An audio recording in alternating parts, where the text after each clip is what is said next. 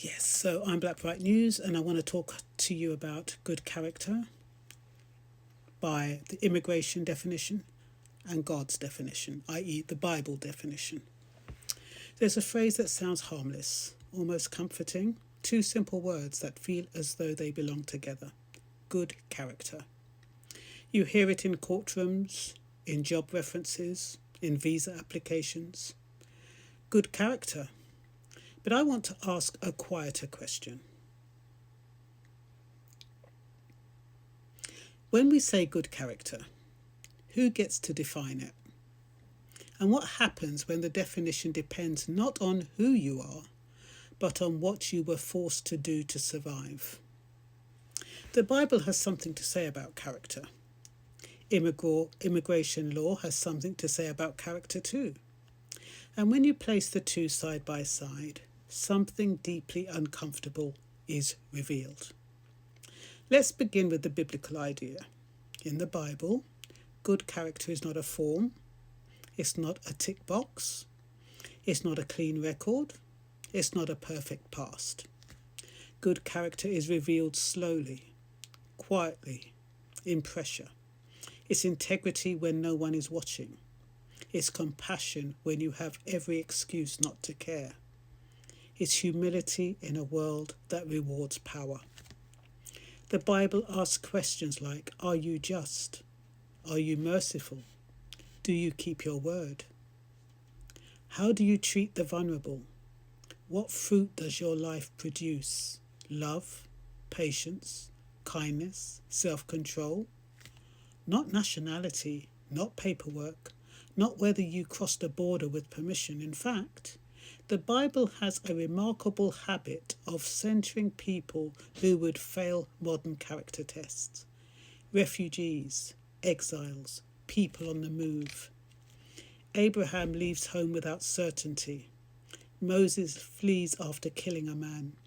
Ruth migrates out of desperation. Joseph is trafficked across borders. Mary and Joseph run with a child to escape state violence. None of them were asked for documents. None of them are described as illegal. Instead, Scripture says something startling. Remember, you were once foreigners. Treat the stranger as your own. Now contrast that now with good character, how it works in immigration systems today. Here, character is not about the heart, it's about compliance. Have you ever overstayed? Did you work without permission? Did you use false documents? Did you tell the truth in a moment of fear? Context rarely matters. Why you did it rarely matters. Whether the alternative was hunger, homelessness, exploitation, or death often doesn't matter at all. A system may quietly say, you broke the rules, therefore you lack good character. But listen carefully. What that really means is this: you failed to obey while under pressure, and yet biblically, pressure is exactly where character is revealed. Imagine a person arriving with nothing: no passport, no safe route, no embassy willing to help. Imagine being told, if you stay, you are illegal. If you leave, you cannot travel. If you work, you are a criminal. If you don't work, you starve. So you clean houses at night, you use a borrowed name, you say as little as possible, you survive. Is that bad character? Or is that human resilience? The Bible does not confuse survival with sin. Jesus himself had little patience for systems that prized rule-keeping over mercy. He reserved his harshest words for the desperate, but for those who followed the law flawlessly and lacked compassion entirely. Let me read that again. The Bible does not confuse survival with sin. Jesus himself had little patience for systems that prized rule-keeping over mercy. He reserved his harshest words, not for the desperate, but for those who followed the law flawlessly and lacked compassion entirely. Whitewashed tombs, clean on the outside, empty on the inside. This is the tension we rarely talk about. Modern immigration law treats character as something that can be lost with one mistake. Biblical faith treats character as something forged in hardship. One excludes, the other restores. And here's the most unsettling part. It doesn't just deny them papers, it denies them credibility. It denies their story.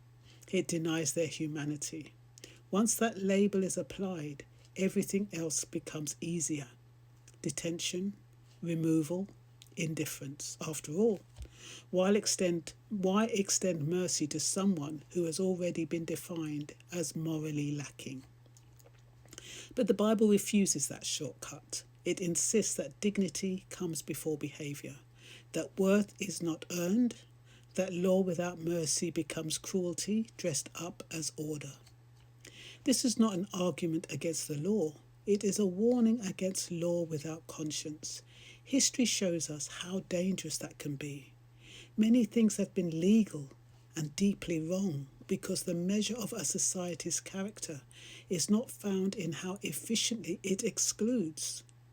It is found in how carefully it listens, how honestly it weighs fear against fault, how bravely it remembers that survival is not the same as corruption.